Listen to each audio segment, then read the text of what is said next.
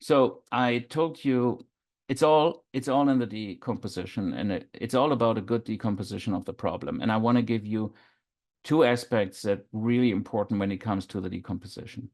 The first is use a breakdown of the problem that provides you with components for which you either have available data or can make educated guesses. The example I gave was, I think I can much better estimate the component variables if I do the Ecuadorian banana problem breakdown based on consumption versus production. The production approach in principle is equally valid. When you only think about, I need to do a decomposition into variables, that if I have estimates for each of them and multiply them, I get to the correct estimate.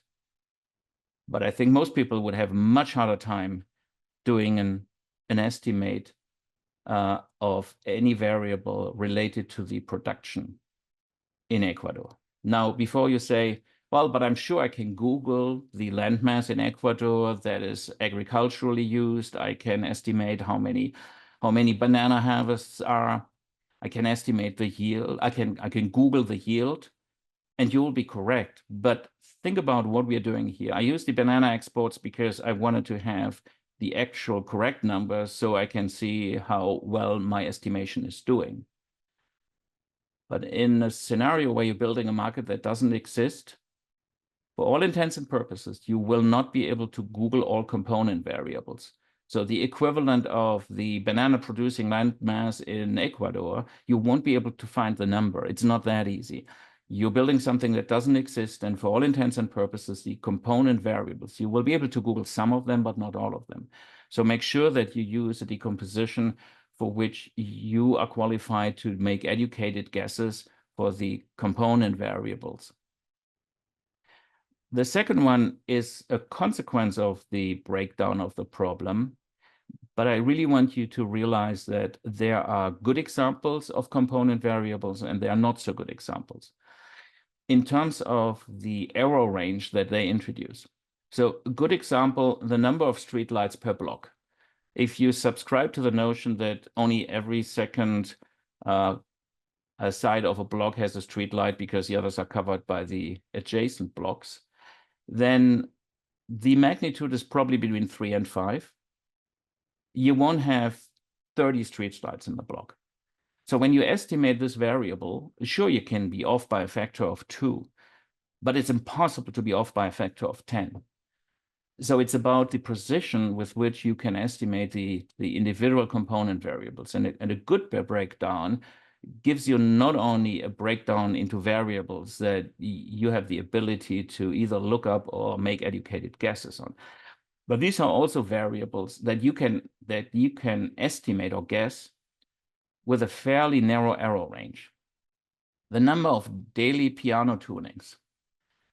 These are typical one-man or one-woman operations. They have to do more than one tuning, otherwise they wouldn't be in business. And there's no way that with classical piano tuning, where they tune the string and they listen to the sound and the tone with their ear, there's no way that they can do 10 a day. So the number has to be definitely larger than 1 and substantially smaller than 10. So I don't mind if you pick 2 or 3 or even 4. The variance between 2 and 4 is a 2x. But you just cannot be off by a factor of 10. It's impossible to be too low or too high by a factor of 10. That's a good component variable. The average weekly banana consumption. I don't know whether you think the average person is eating 1 or 2 or 3 bananas per week, but it's definitely more than 0. And it's also, again, definitely substantially less than 10.